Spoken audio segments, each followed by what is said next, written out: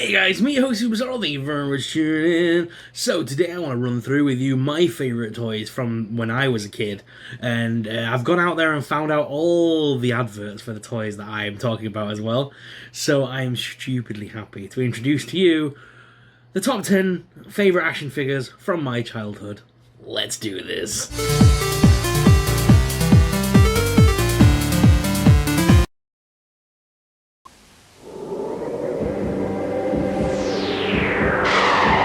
So you've hit on my hideout, Mighty Max. Well, now it's gonna hit on you. Come, Max, meet my friends. That'll stop you playing with my missiles. Fancy a dip in the pool? Have a good look around, Max, cause it's the last thing you'll ever see. Can Max angle his way out, or will he wind up as bait? His fate's in your hands. Starting out at number 10, guys, it's Mighty Max. And this is Mighty Max Skull Mountain Hideaway. I can still remember it like it was yesterday. There was a little crab in the corner that you could like use a spin wheel and it'd spin out and it had all sorts of cool figures, and it was an awesome playset that Mighty Max had to conquer. I always used it as the big castle, you know, where all the fights went down, a bit like Grayskull, you know what I mean? It was the place where Mighty Max had to go and had to take out the evil villains of the world. So it served as a playground for all my figures for a long time. Mighty Max was a series of collectible little pop-up things that you had as a kid, and then they started introducing bigger playsets like this, including the one that had like a skull head as well at one point. They had some amazing stuff with Mighty Max. They even spawned a TV series that you can actually still get on VHS. I don't think it ever came to Blu-ray or DVD or anything like that, but I'm sure someone in the comments will be able to correct me. But yeah, it was an amazing series, and it was definitely a bunch of figures and toys that I would highly recommend looking up. And I'm sure some of you out there, in fact all of you, if you were a 90s or early 2000s child, you'll remember Mighty Max. And you'll have probably had one of them, one of the play sets in your hand. You'll have either had probably the snake, maybe the skull, or maybe the vampire, or the shark, or the spider. There were so many to choose from. It was an amazing series of figures. Power Rangers, the movie. Power Rangers, this is Zordon. Evil space aliens threaten the Earth. You must fight some of the fiercest foes you've ever faced. Even with your incredible shiny uniforms and your mighty ninja skills, this could be your greatest challenge. To keep the world from being overrun with ooze. Oozers are losers! Mighty Morphin Power Rangers from Bandai. The power is on. Coming in at number 9, it's Power Rangers the movie. Morphin time! So Saban Entertainment made the Mighty Morphin Power Rangers movie after the popularity of the TV series, and they brought with them a bunch of action figures to the West, including these weird-looking shiny versions of the Power Rangers. Now, if I remember rightly, I don't think they changed the sculpt at all. I think they just released like chromy, shiny versions of them, because in the film their suits were different, they were heavier, and they looked more armoured and cool in the movie. They didn't look as campy. So they definitely upped the action figures by giving them the shiny appearance. And yeah, it was a weird collection of action figures. And you'll probably remember they even released the ones of them in the Ninjetti's mask, you know, with the mask on and the hood up. I remember I had Billy and Kimberly. And I think Kimberly, did she fire a net out of her hands or something like that? Either way, cool bunch of action figures based on the movie. It's still one of my favourite movies to this day. I love to do nothing more than on a Sunday afternoon when I'm chilling out just to shove on the Power Rangers movie for a bit of campy fun. Because let's face it, that is some serious kid nostalgia there at its best. Monster wrestlers in my pocket are coming your way. They're mean. They're scared of no one. Except me. I'm their coach. Monster wrestlers in my pocket. You can collect us all free, but only in special packs of Kellogg's Frosties. They're great! Coming in at number 8, we had monsters in our pocket for a long time. They were like a blind bag series, or there was a set where you could buy like this big pack that's loads of them in. But it wasn't until Frosties released a toy in the box thing that I really started to collect them, and it was called Wrestlers in My Pocket. Wrestlers in My Pocket was an amazing series, to the point where I think I got a coupon for like WH Smith's to go and pick up the ring and buy the ring, and the ring came, it was like a little square ring for the wrestlers to fight in, but it also came with like a surgeon and a gurney and a nurse, and they were monsters as well. And I think we had a referee as well included, and again he was one of the monsters. So it was just one of those like random 90s toys that I had for some time, and I have no idea what happened to. It seemed to come into my life as quickly as it left. It was a weird collection of toys, but definitely one that should live on in my memory as one of my favourite toys of my childhood.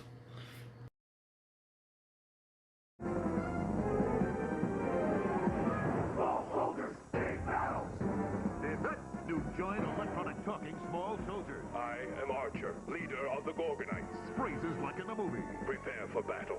And giant electronic talking chip. Major Chip Hazard reporting. The ultimate in hand-to-hand combat. Commandos, attack! Chip's armed to the teeth, but Archer cuts him down to size. New giant electronic talking Archer and Chip, each sold separately. Coming in at number 7, it's Major Chip Hazard reporting for duty, sir. The 12-inch talking versions of the Small Soldiers line. These figures were amazing. They were 12 inches in height, and they had Archer and they had Chip. And they didn't. I don't remember them talking to each other, I don't think, but I remember that they would speak several phrases. If you pushed his little command button up here, I think on Chip Hazard he would talk, and then you had Archer as well, and they said all the phrases from the movies like, "Greetings, I am Archer, emissary of the Gorgonites." Things like that. And yeah, it was just a great bunch of figures, and they even did release the 6-inch lines where you could get all the other figures, including, is it Slam Fist, the blue spinning one, they had the little eye, and you could get a Bazooka, and is it Nitro? I hope I've got them names right. But Small Soldiers is one of them films, again, it's like the Power Rangers movie, it's one of them films I can put on no matter how sad or depressed or how crap the world is or how bad I'm feeling. I put Small Soldiers on, I disappear into a world of fantasy for an hour and a half, and obviously it was Kirsten Dunst in that movie. Again, she was a big part of my childhood growing up, because obviously Jumanji, she was in all the films of the 90s. And yeah, so I mean, again, a great figure, a great group of figures there, and some toys that I think are still very nostalgic for a lot of people to this day, and a line that's never been refreshed, it's never been remade, it's never been repackaged. It kind of came out once, they made the PlayStation game as well, and then it just disappeared into obscurity, just the way it should have done. I love it. So yeah, the film was basically an advert for toys, really, wasn't it? Let's be brutally honest. But again, a great movie nonetheless, and I really enjoyed the toys that came with it. Johnson, I need these done in an hour. Miss Carney and I are going to do some research. I need it in an hour, or there's going to be mayhem to pay. Come on. I'll show you mayhem. With WWF Backstage Mayhem, you can catapult WWF superstars over walls, break through doors and concrete blocks with over 10 slam-and action sound effects, wreak havoc with alarms, working soda machine, and a flushing toilet. You want fish in triplicate? WWF Backstage Mayhem by Jakks Pacific. Coming in at number 6, it's Backstage Brawl. Who remembers this playset? It was by Jakks Pacific. Before Mattel took over the license for the WWE stuff, or WWF back then, and this was basically the backstage scene. The door would make noise when you slammed it through. There was a wall you could smash their heads through and things like that. There was a toilet that you could flush them down. And there was even like a soda dispenser machine that you could push the head into and Coke cans would fall out of it. Again, one of those play sets that I used not only just to smash up, but it was like, as a fan of wrestling, that was the area where they stood and made their promos, you know what I mean? Like backstage before the fight. I had so many toys of wrestlers that I would host my own shows as a kid. And I'd keep track of who the champions were and things like that. And I'd host my own like pay-per-views and everything. I enjoyed playing with these toys so much. And I tried to create my own WWF. I was the general manager. I was in charge of who fought who and who won and who lost. And yeah, that's one of them play like a collection of toys that I wish I still had to this day, because I'd love to go back, because I had like The Rock before he became the movie star Rock. This was Rock back in the day with the glasses on and the chain around the neck and stuff like that, and he was referring to himself into the third person. The Rock is, and the Rock will always will be the most electrifying man in sports entertainment. And I even had a Triple H figure that I actually customed myself back in the day using white masking tape from the hospital. I took his knee brace off and his knee pad, wrapped the leg around the top and the bottom with the white cotton sort of tape. Then put all the stuff back on, and it looked like he had wrap underneath. And I even did his hands and his wrists to look just like he did on the program. And I did that for a lot of my figures. If they ended up like the Hardy Brothers, the original ones didn't come with the white wraps and things, so I made them. So yeah, I used to have a lot of fun with those figures. And they're definitely a group of toys that I will never ever forget that I owned in my childhood. You can bring home the adventure of Disney's Toy Story now on video with the talking and posable figures of Woody and Buzz Lightyear. My name's Woody. Buzz Lightyear. I come in peace. Cool, he's looking at stars. Meet intergalactic Buzz Lightyear. His new spacesuit protects him from evil proton rays and comes equipped with a flip-up arm communicator. Buzz Lightyear to the rescue. Firing missiles on target. Buzz Lightyear and Woody figures are each sold separately. Batteries are included from Thinkway. Number 5. It's gotta be Toy Story. Buzz Lightyear to the rescue, not a flying toy. Buzz Lightyear came into our lives from Toy Story, and so did Woody. And that was probably the third film I saw at the cinema. The first film I saw at the cinema was Snow White, re-released in, I think, was it Dolby Sound or Surround Sound or something? But Snow White was re-released at cinemas when I was a kid. Then, not long after, it was Lion King, and then I think it was Toy Story just after that. It was that time period where Disney was kind of releasing all the good films, and I grew up in that era, and I got to see some great movies like Hercules, Aladdin, what else we have? We had Hunchback of Notre Dame, Mulan. They produced some great movies. Some of them are a bit weird now, but when you look back, they were good movies. And Toy Story, yeah, Buzz Lightyear. He came into our lives thanks to Pixar, and every kid wanted a Buzz Lightyear action figure. And I was lucky enough to get one. I got mine, I think it was in Disneyland Paris when I was a kid. My mum and dad bought me a Buzz Lightyear, the 12-inch one with the wings and everything, and it spoke. Such a cool figure. And then not long after, I was able to get my hands on that silver Buzz Lightyear that they released as well. So I was always very happy with the Toy Story line. I think as well when the Toy Story first came out, I had all the McDonald's toys. And I had those first. Then I got the Buzz from Disneyland Paris. Yeah. So, number 5, Toy Story definitely deserves a spot on this list for me. Definitely one of those figures from my childhood that I remember and love so much.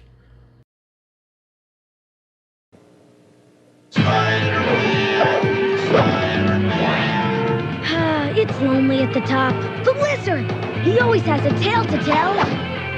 Well, if it isn't Venom, a dentist's worst nightmare. Let me give you a hand. Sorry, Dr. Octopus, wrong floor. I was looking for houseware. Web Racer SpiderMan and action figures sold separately. Number 4. Number 4 happens to be Spider-Man. And not any Spider-Man, it was the Spider-Man based upon the 90s cartoon, and he had magnets on his web hands. So basically he had his hands like this, and there was a black rope that came out of it, and at the end of each of the black ropes, because it was in both hands, was a little magnet, and you could attach him to things, and he would be able to swing and everything. That, to me, as a kid growing up with Spider-Man, that was amazing. The 90s cartoon was very influential on me as a kid. I loved the episodes with Michael Morbius and Blade, as you guys know, I talk about it all the time. Those are the ones I remember. And the big crossover episodes with, like, Captain America and the X-Men for the Secret Wars. That's so cool and nostalgic to me. But yeah, the first time that I realised that all these Marvel things were in the same universe was from Spider-Man. It's from that cartoon that, for me, made me realise, oh heck, there's a whole world of Marvel here. And then it was around that time where my dad introduced me to comic books, and then I started reading Spider-Man's comics. And then from there I got into X-Men. So to me, Spider-Man's definitely got a place on my list, and that particular toy was the one that I remember the most. The one that had the magnet, and that you could attach him to the fridge and then like just swing him so he would swing up, and then the other magnet would click on, so you could then pull the other one off and swing him again. It was, oh, such a cool toy. Do you guys remember that one? Let me know in the comments. Is this the end for Donatello? Eat this, turtle breath. Got a pizza instead? Coming right up. It's the Turtles' motorized pizza thrower. Hey, they're having a party. Oh, no. Bebop and Rocksteady in the Flying Foot Cruiser. Looks like they've got an eye on our boys. Hey, these dudes are a real pushover. Michelangelo to the rescue in the party wagon. We'll show these hairballs how to party. Teenage Mutant Ninja Turtles. Only from Krona. Number 3 is Teenage Mutant Ninja Turtles. The 90s Turtles came out with a blast, and I had them all, guys. My mum went crazy. I got the blimp.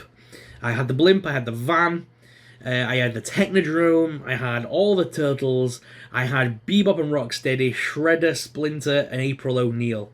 And then from there, later on down the line, we even managed to find some more of the obscure ones that came out years later. But again, Turtles was a big part of my childhood. I loved the cartoon. That classic 80s cartoon was amazing. We had all the VHS tapes with them all on. I had the entire VHS box set, and I would watch them over and over and over again. And I just loved them so much. And around that same time, I think we had the SNES, and I was playing Battletoads on there as well. And then my cousin, he would have the NES, the original Nintendo, the big grey one, and he would invite me around to his house, and we would sit and play Turtles in Time, was it called? Or Turtles Lost in Time? We would play that all night long until stupid o'clock in the morning. I remember sitting in that room as kids in the summer holidays, sleeping over, and like my parents would come down and shout at us for not sleeping. We'd be like, yeah, we'll go to bed. And as soon as they go, we'd just mute the television and just continue playing that game. Big part of my childhood again. Turtles, amazing. The evil Dr. Verano has changed 4 innocent brothers into Street Sharks. Join Ripster, Blaze, Jack, and Big Slamu. 4 heroes fighting to stop the evil Dr. Paranoid from taking over the world. They fight, they bite, they kick some serious sin. Now blast into action with the new Shark Cruiser with monster-biting power and fin-action traction. Eat dirt, Piranha. Street Sharks figures and Shark Cruiser vehicle each sold separately. Shark Cruiser, the ultimate biting machine. New from Mattel. Awesome. Number 2, I can't believe it made it this high on the list, but Street Sharks. Oh my god, who remembers this cheesy line? Oh, I loved it so much. It had a cartoon and everything. It came about a little bit later in my childhood, but I still remember it. And I had Slamu, the big brown one with the boxing gloves. I had him. And I had the main blue one as well. I can't remember his name, but I had the main blue one that you could open his mouth and bite stuff.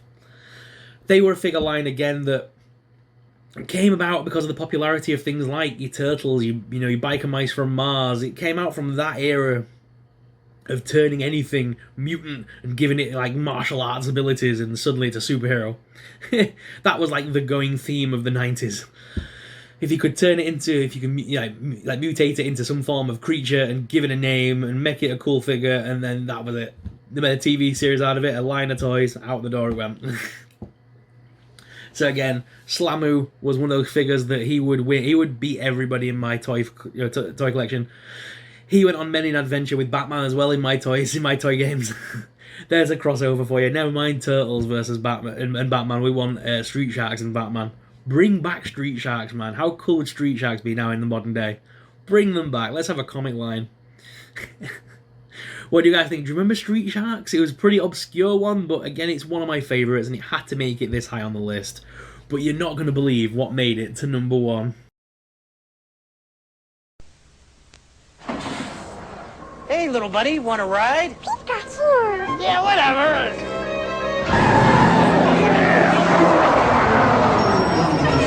I'll be right back. Where can you catch all 150 Pokemon? Got on your Game Boy, that's where. Pokemon for Game Boy is here. With both packs, you can catch them all. Games and systems sold.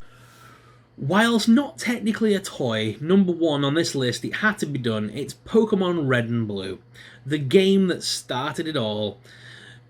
How many adventures did I have on that thing? It was the one game that I think I played from start to finish, and that I put in over 100 hours. I collected 151 of the Pokemon.